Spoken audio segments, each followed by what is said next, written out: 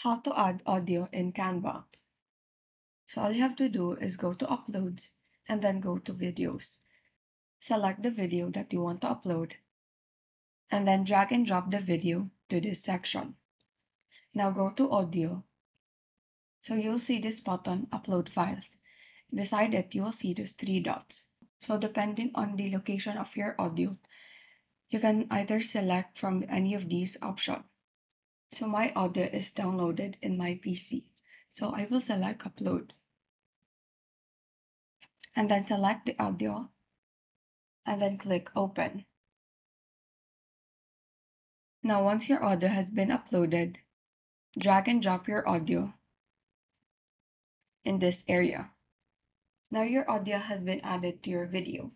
So you can edit the length of your audio.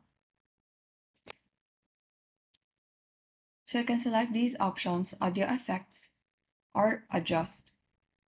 You can also select this beat sync. You can also adjust the volume of your audio by selecting this icon. And so that is how you add audio in Canva. Thank you and have a great day.